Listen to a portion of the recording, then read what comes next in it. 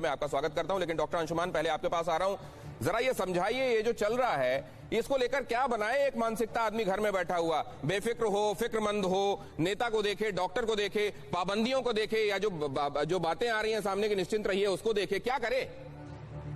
दिनेश जी, आपकी ओपनिंग ही बड़ी अच्छी थी जिसमें क्लियर कट जा रहा है मैसेज कि जनता कंफ्यूज है, क्या करे।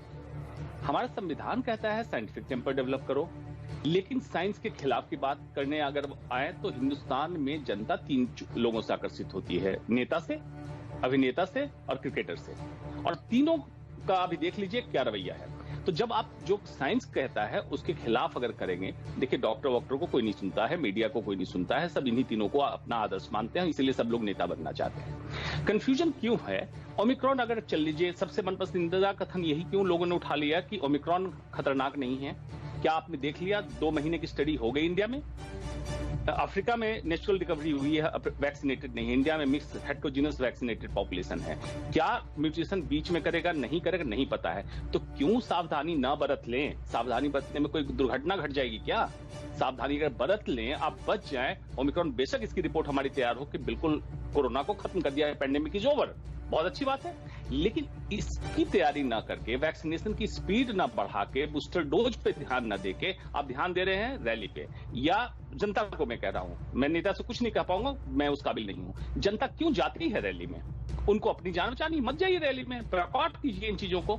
जहां आपको लगता है ह्यूमन डीएनए और कोरोना का मिक्सचर होगा, उस जगह को अवॉइड कर दीजिए। मूवी हो, मॉल हो, मदरा हो, मस्जिद हो, मंदिर हो, कहीं मत जाइए आप। ये एक बात हो गई। जहां तक वैक्सीन डिप्लोमेसी की बात थी, इंडिया ने काफी बढ़ चढ़ के वैक्सीन डिप्लोमेसी में पार्टिसिपेट किया, आपने बिल्कुल सही किया, जिसके कारण क्रिटिसिज्म भी झेलना पड़ा इंडिया को। लेकिन WHO स्पाइनलेस बॉडी है, खास करके डॉक्टर टेड्रोस की कह रहा हूं, इथियोपिया में जब हेल्थ मिनिस्टर है तब भी डिसेंट्री का वहां आउटब्रेक हुआ 3 बार और उन्होंने स्पाइनलेस एक्शन लिया था। उनको इंश्योर करना था कि वैक्सीन अगर भेजी जा रही है तो सुचारू रूप से ऐसे कंट्री में वैक्सीन लगे भी, सिर्फ देने से नहीं होगा। और उसके बाद वो प्रेशर बना सकते थे, यूएस क्यों नहीं दे रहा है, ऑस्ट्रेलिया क्यों नहीं दे रहा है, कनाडा क्यों नहीं दे रहा है। लेकिन ये लचर हालत में, जब आपने देखा ही कि चीन में वुहान सिटी लैब की इन्वेस्टिगेशन में सितंबर पहुंचा दिया, इन्वेस्टिगेशन नहीं हो पाया, तो फिर क्या उनसे उम्मीद करेंगे? जनता को ही स्पाइन अपनी स्ट्रांग करनी होगी अगर आपको बचाना है। और प्लीज सेकेंड वेव मत भूलिए, कुछ दिन रुक जाइए, जनवरी एंड फरवरी तक पिक्चर क्लियर होने लगेगी, तब तक ध्यान रखिए। डॉक्टर अंशुमान ने गजब का एक फॉर्मूला आपको याद रखने के लिए किन किन जगहों पर नहीं जाना है, वो मदिरा वाली बात हो, वो मॉल वाली बात हो, मैरिज वाली बात हो, जहां भी मास गैदरिंग हो रही है वहां ना जाइए। लेकिन इससे मंच, माला, माइक कैसे खुद से दूर रखेंगे लोग? 67% दिखाई देती है। हालांकि अभी ये डेल्टा और ओमिक्रॉन के खिलाफ वो कितनी आपको प्रतिरोधक क्षमता देती है वो यहां पर दिखाई दे रहा है। डेल्टा के खिलाफ येलो कलर से हम डिमार्केट कर रहे हैं और रेड कलर से आपको दिखा रहे हैं ये ओमिक्रॉन के खिलाफ। लेकिन अब सवाल यह है, जैसा अभी डॉक्टर पांडे भी कह रहे थे, कि कोवैक्सीन को लेकर एग्जैक्ट डेटा अभी आगे आपको सामने मिलेगा। क्यों? क्योंकि कोवैक्सीन में जो आपको प्रतिरोधक क्षमता देता है वो किल्ड होल विरियन देता है, मतलब पूरा का पूरा वायरस है उसमें। तो उसमें हर एक चीज के खिलाफ लगभग आपकी प्रतिरोधक क्षमता डेवलप हो चुकी होती है। अब जरा इसको लेकर आगे चलता हूं मैं।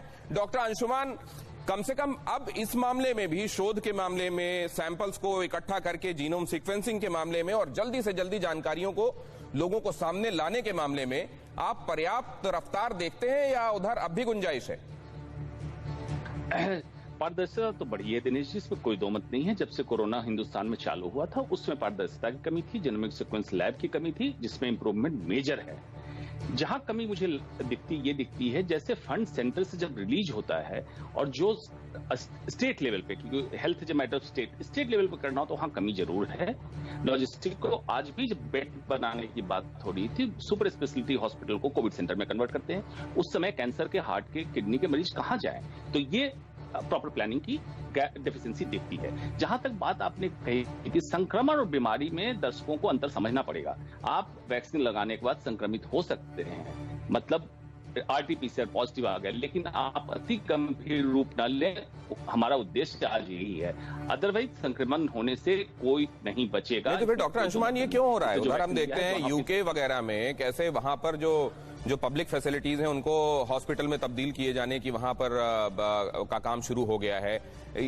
हॉस्पिटल ज्यादा से ज्यादा लोगों को अकोमोडेट कर सके, ऐसी वहां पर कोशिशें की जा रही हैं। और दूसरी तरफ हम यहां पर यह मानकर चल रहे हैं कि गंभीर रूप से और जिनको भर्ती कराना पड़ेगा वैसे बीमार कम होंगे। ये क्या ये यहाँ के लोगों के जेनेटिक्स की वजह से? एक तो दिनेश जी ये है, वैक्सीनेटेड जो अनवैक्सीनेटेड लोग हैं वर्ल्ड वाइड देखा गया हॉस्पिटलाइजेशन उन्हीं में हुआ, वैक्सीनेटेड में नहीं हुआ। जॉन हॉपकिंस ने स्टडी भी पब्लिश कर दी, CD8 T cell based immunity जो सेलुलर इम्यूनिटी है वो प्रोटेक्ट कर रही वैक्सीनेशन के बाद ओमिक्रॉन से भी। दूसरा, हिंदुस्तान में डायबिटिक आप देखिए कितने हैं, हाइपरटेंसिव हार्ट के मरीज कितने हैं। अगर उस परसेंटेज में भी अगर ओमिक्रॉन ने कोई अलग करवट बदली तो अति गंभीर रूप ले सकते हैं। इसलिए इसको लाइटली नहीं लेना है। बच्चों में 10 में से 1 बच्चा डायबिटिक है, बच्चे लेस देन 18 की बात कह रहा हूं, इसलिए बच्चों को वैक्सीनेशन को स्पीड अप करना है। तो सबको मिला के अगर देखें आप तो सारांश आपने पहले भी कह दिया, अगर एक भी व्यक्ति वैक्सीनेशन से छूटा तो रिस्क सब पे होगा। तो हमारे गांव के लोग छूटे हुए हैं, सभी छूटे हुए हैं, इसलिए जरूरी है समझ। लेकिन अब फिर इसको लेकर क्या 100% पॉपुलेशन को